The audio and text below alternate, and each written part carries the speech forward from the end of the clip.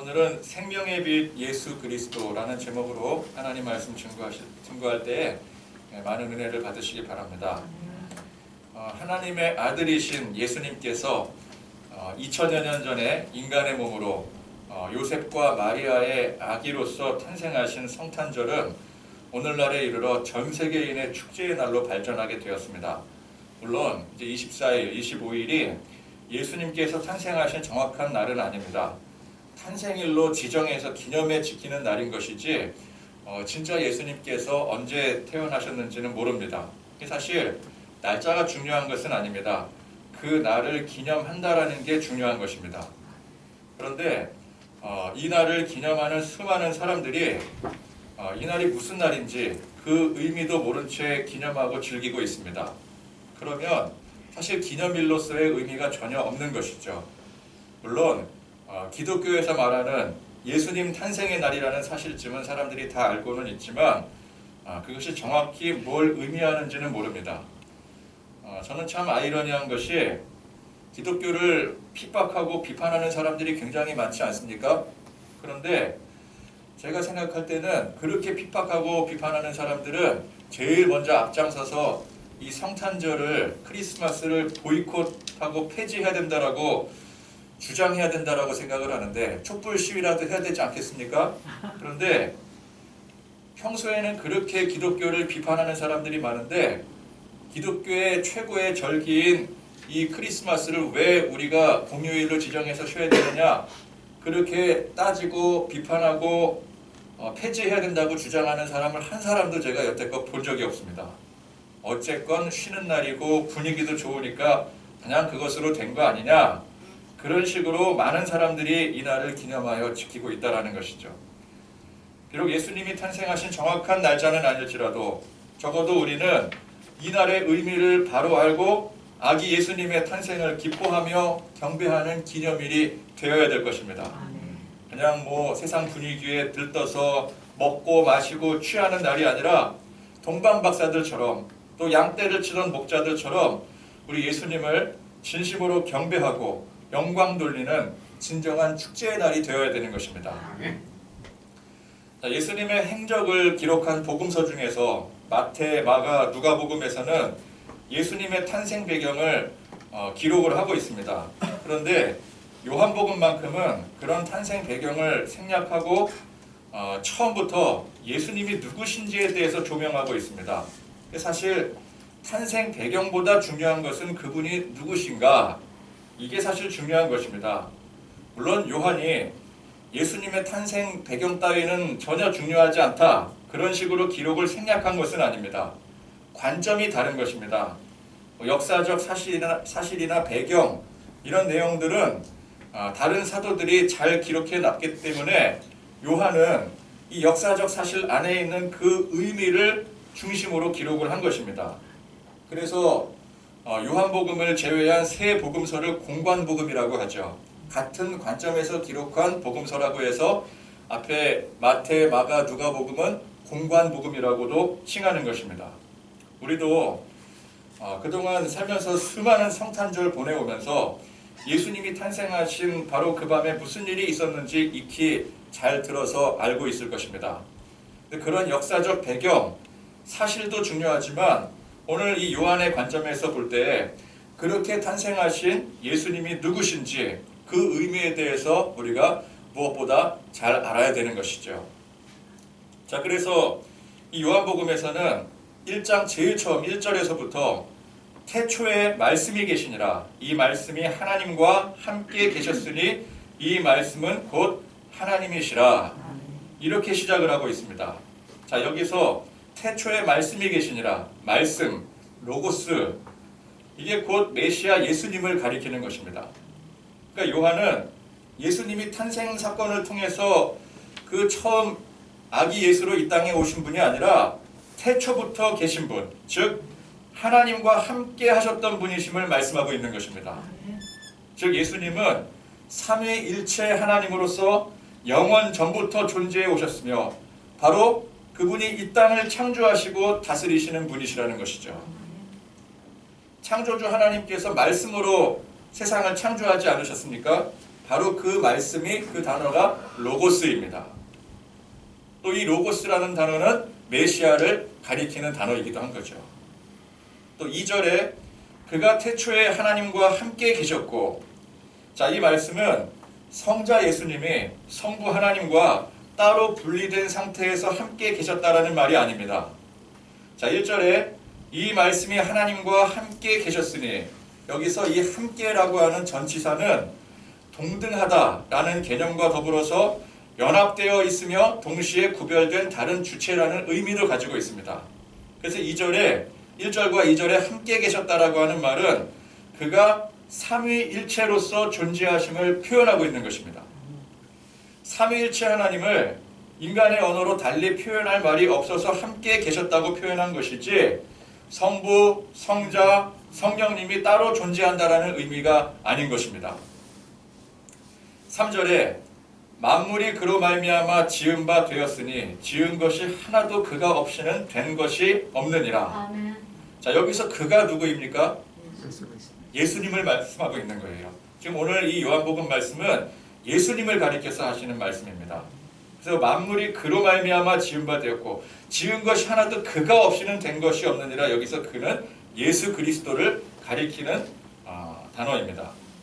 그래서 이제 보통 사람들이 설명을 할 때 성부 하나님은 창조의 사역을, 성자 예수님은 인자로 오셔서 십자가의 사역을, 성령 하나님은 지금 우리 안에 계셔서 주님 오실 때까지 보혜사의 사역을 감당한다. 그렇게 보통 설명하지 않습니까? 그런데 이 설명에는 사실 굉장한 위험성을 내포하고 있습니다. 이 설명대로라고 한다면은 삼위일체에 관한 두 가장 큰 이단이라고 할 수 있는, 가장 큰 오류라고 할 수 있는 양태론과 삼신론의 오류에 해당되게 됩니다. 자, 양태론은 뭐냐? 삼위라고 하는 위격 구분에 실패한 게 양태론이에요. 한 하나님이신데, 하나님은 한 분이신데 구약에는 성부로 나타나시고 신약에는 성자로 나타나시고 지금은 성령으로 나타나셨다라는 주장입니다.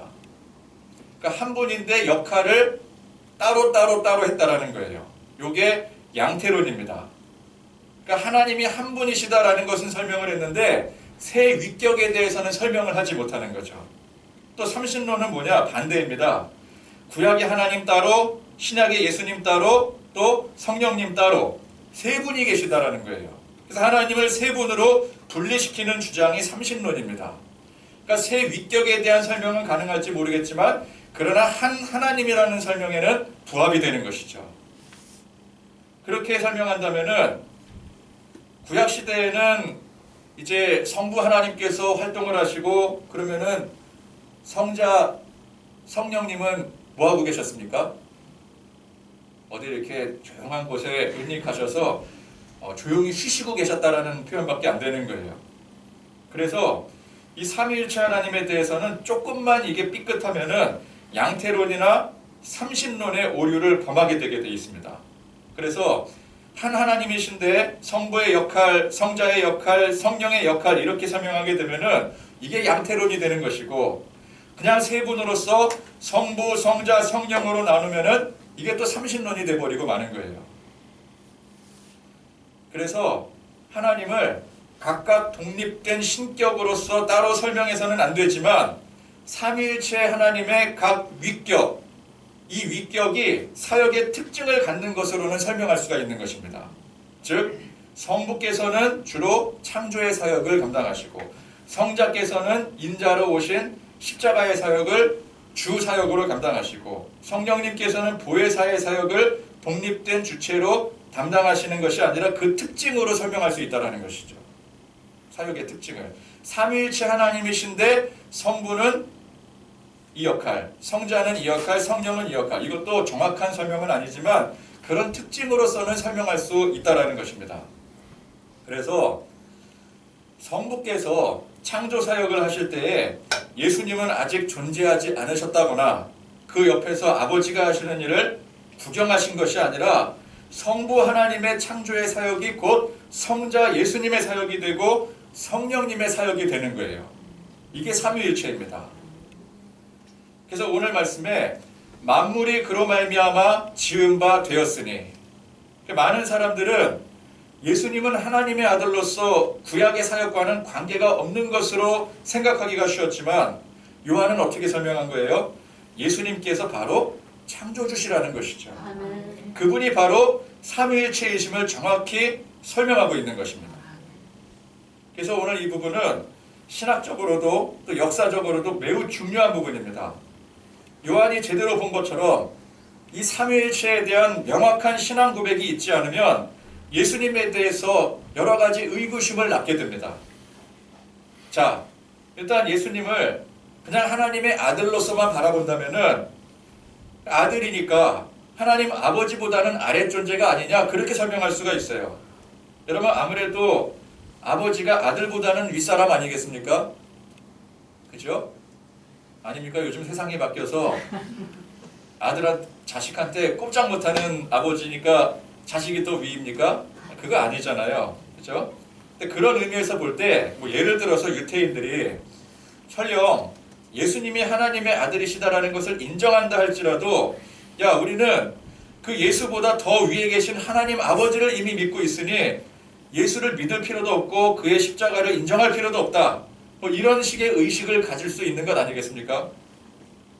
또는 어떤 신학자들이 주장하기를 원래 예수는 태어나기를 인간으로 태어났는데 우리랑 똑같은 인간이었는데 그가 자라면서 하나님께서 특별하게 부여해 주신 그 사명의식과 능력을 스스로 부여받아서 자기 스스로 신적 자각을 깨닫게 되었더라.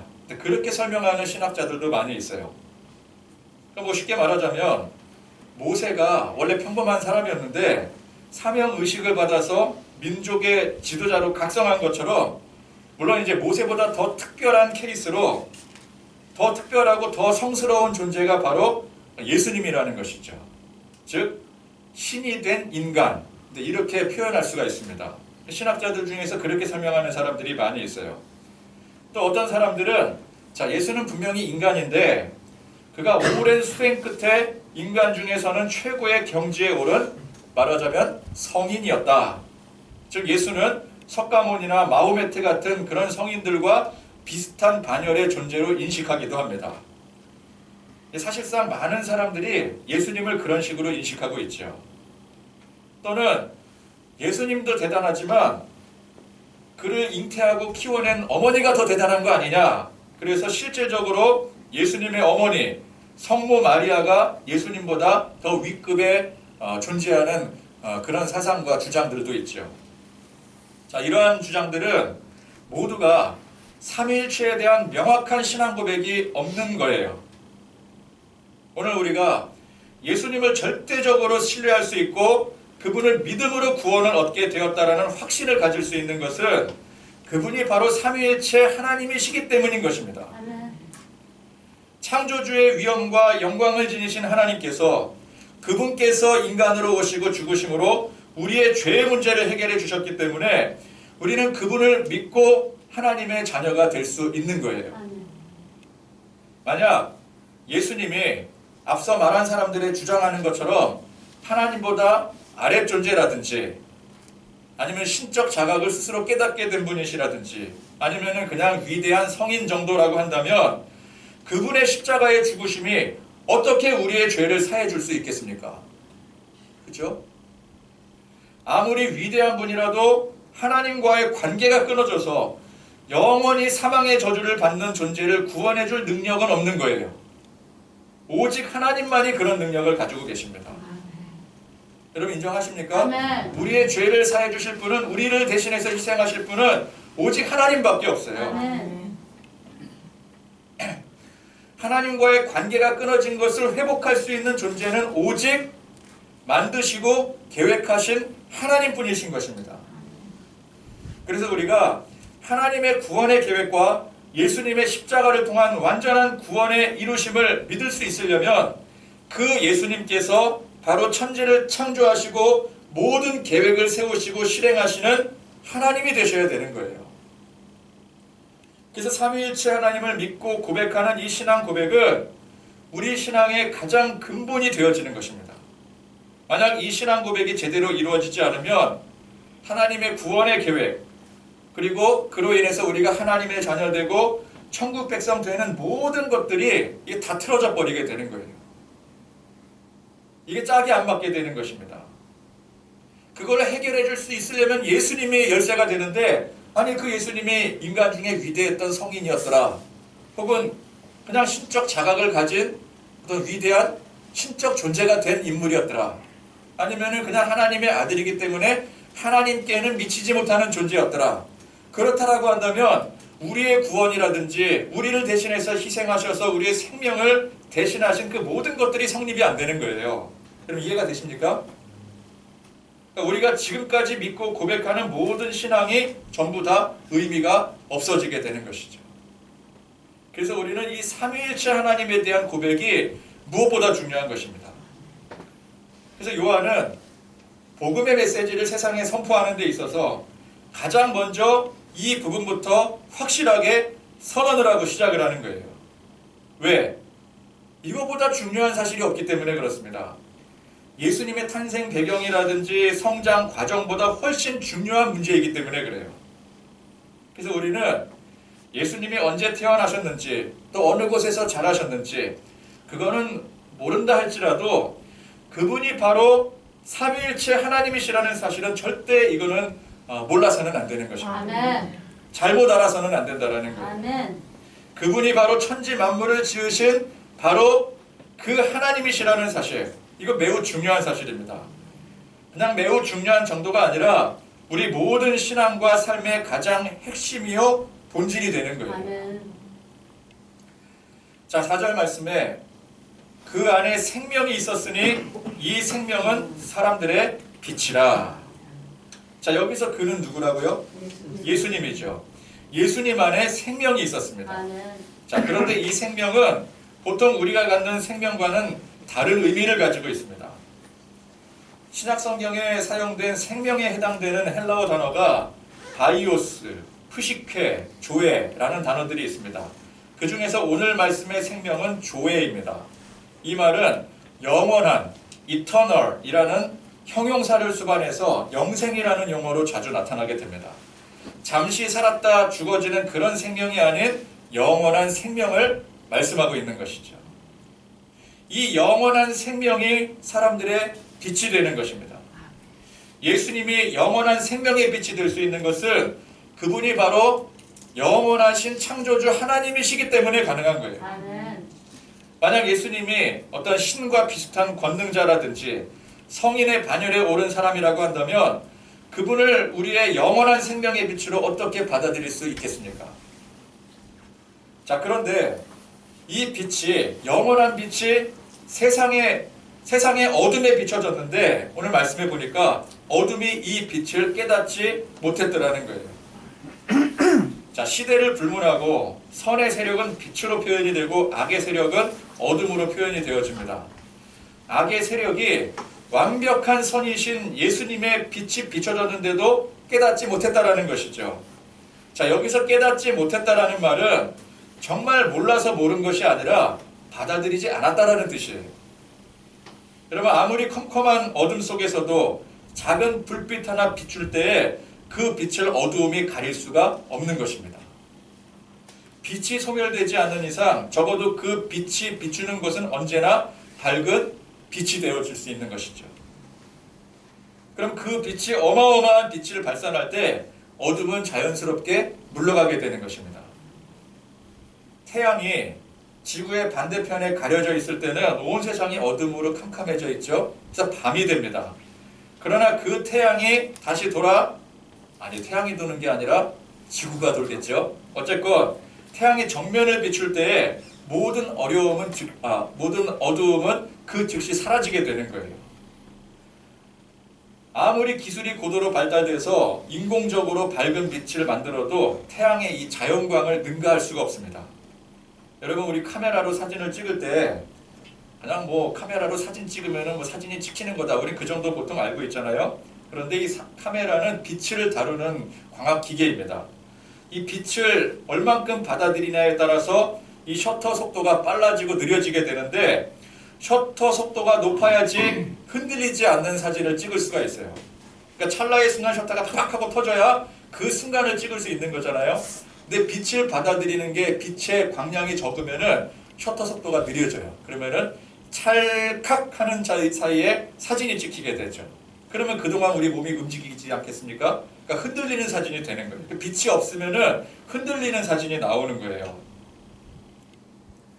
그래서 어두운 곳에서 이제 관건은, 그럼 어두운 곳에서는 빛이 없으니까 사진이 흔들릴 수밖에 없지 않겠습니까? 그래서 셔터 속도를 확보를 하기 위해서 성능 좋은 플래시를 터뜨린다든지 아니면은 카메라의 자체 감도를 높이고 조리개를 최대한 열어놓고 뭐 그런 여러 가지 방법을 통해서 어두운 곳에서 흔들리지 않는 사진을 찍으려고 많은 연구가 되고 그렇게 이제 카메라가 나온 겁니다. 그런데 그렇게 아무리 어두운 곳에서 뭐 셔터 속도 확보하기 위해서 플래시 터뜨리고 카메라 감도 높이고 조리개를 최대한 열어놔도 100분의 1 정도의 셔터 속도가 나오면 잘 나오는 거예요. 야간에는.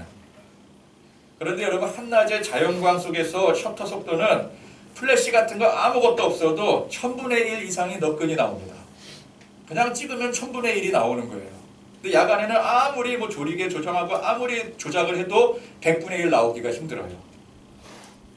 이게 빛의 차이라는 거죠. 자연광의 차이라는 거죠.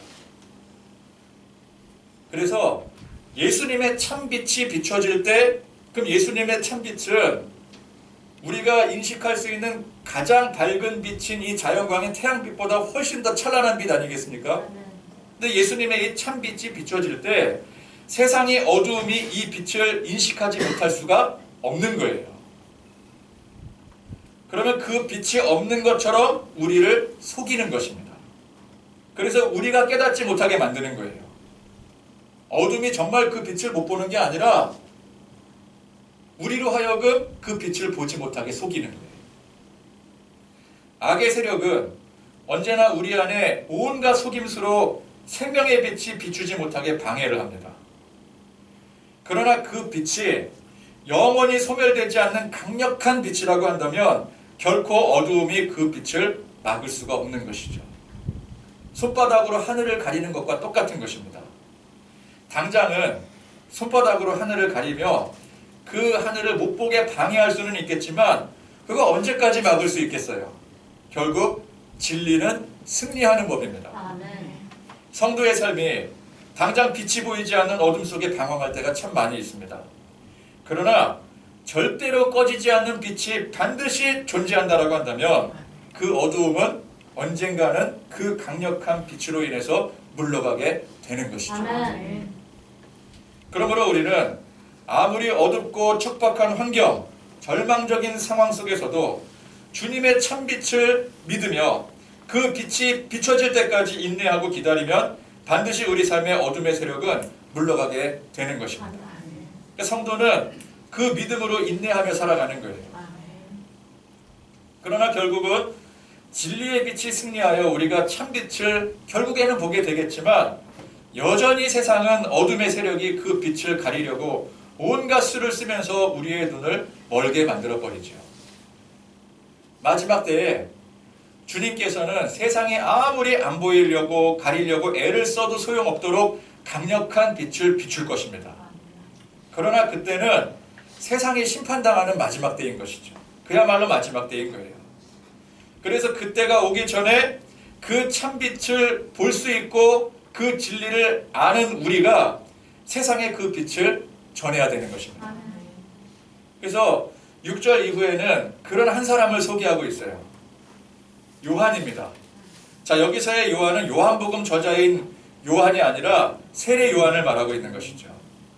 세례 요한은 예수님 앞에 와서 그 예수님이 장차 곧 오심을 전파한 사람입니다. 요한복음에서는 이 세례 요한의 사역을 매우 중요한 일로 여기고 이 1장에서 제일 처음에 예수님이 어떤 분이신지를 소개하고 있는 이 중요한 장면에 이 세례 요한을 당당하게 등장시키고 있는 거예요. 그러니까 이 세례 요한이 중요한 것은 그가 바로 그 영원한 참 빛을 전하는 사명자였다라는 것이죠. 세상의 어둠을 밝히러 오신 예수님, 그 빛을 바로 보고 그분을 영접하는 자, 곧 그의 이름을 믿는 자들에게는 하나님의 자녀가 되는 권세를 주셨습니다. 그래서 그 빛을 받은 하나님의 자녀, 곧 빛의 자녀가 된 우리는 오늘 이 세례 요한처럼 이 어두운 이 세상에 그 빛을 전하는 사명자로 보내심을 받는 것이죠. 그 요한복음은 제일 처음 서두에서 예수님이 바로 천지를 창조하신 하나님, 삼위일체이심을 강력하게 선포하면서 그분이 바로 이 세상의 어둠을 비출 참 빛으로 우리의 영원한 생명의 빛이 되심을 선포하고 있습니다. 세상은 공중권세 잡은 어둠의 세력들이 이 빛을 비추지 못하게, 아니 빛은 비추고 있지만 우리 영적인 눈을 가려서 그 빛을 보지 못하고 인식하지 못하게 방해를 합니다. 그래서 빛을 보지 못하는 세상은 빛된 우리를 미워하고 시기하고 질투하는 거예요. 그래서 세상이 유독 기독교, 교회에게 적대감을 품고 핍박을 합니다. 또한 어둠의 세력은 우리 믿는 자들에게도 강력한 어둠을 행사하면서 우리의 삶 속에 비추는 그 빛을 자꾸만 보지 못하게 방해를 합니다.